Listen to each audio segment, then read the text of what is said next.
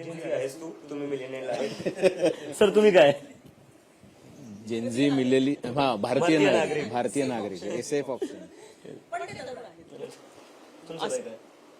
कशाला उगाच कॅमेऱ्यासमोर काहीतरी ओके, आपण प्रेक्षकांवर सोडूया, प्रेक्षकांना ते guess करावं. चालू आहे, लग्न चालू, तुम्ही वय सांगायला तयार नाहीये. नाही तुम्हाला उद्धव ठाकरे तुम्हाला विचारतात लग्न करायचं करणारच का नाही? आधी आता हे बघू दे. तुला पण विचारतात काय करतो मुलगा.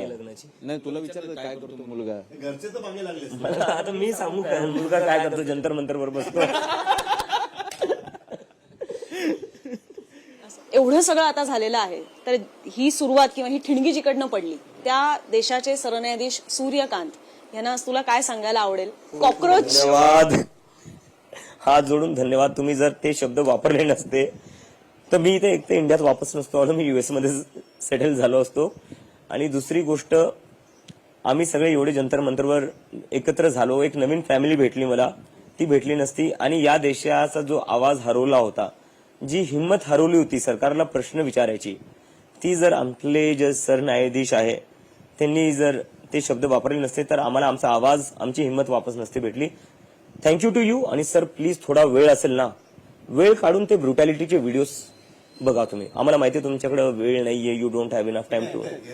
हिअरिंग आहे त्यांनी अफिडेव्हिट्स मागितले आणि त्यांनी तुमचे हिअरिंग त्याच्याबद्दल मागितलेलं. प्रेशर ग्रुप म्हणून हा एक शेवट छोटासा प्रश्न यासाठी विचारायचा कारण त्याची खूप चर्चा चालू झाली आता सोशल मीडियावर. कारण परत आता ते काही जेनझी मिलेनियल असं नाही पण चालू झाली आहे. ज्यांनी दगडं उचलली ना त्या दगडावरती फिंगरप्रिंट सापडणार आहेत.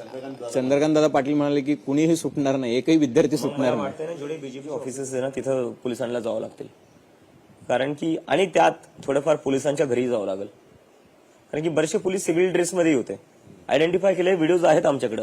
कालपर्यंत आमच्याकडे 2,500 व्हिडिओज आलेले आहेत. आम्ही सगळ्या व्हिडिओचं डिपॉझिट जमा करतोय.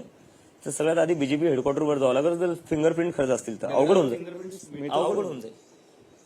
एक शेवटचं मला विचारायचं की तुम्ही आता प्रेशर ग्रुप म्हणून काम करणार, पॉलिटिकल पार्टी म्हणून काम करणार, संघटना म्हणून काम करणार, एनजीओ म्हणून काम करणार की काय म्हणून काम? Political pressure group.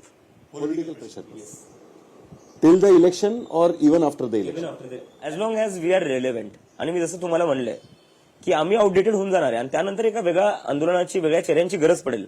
आणि तशीच लोकशाही असली पाहिजे. लोकशाही वेळेनुसार बदलत जाते, लोक वेळेनुसार बदलत जातात आणि तेच असलं पाहिजे. आम्ही काय म्हणजे परमज्ञानी किंवा एकदमच सगळं आम्ही सॉल्व्ह करू असं नाहीये. या देशाला 10 वर्षांनंतर परत एका आंदोलनाची गरज पडेल आणि तेव्हा ते लोक करतील.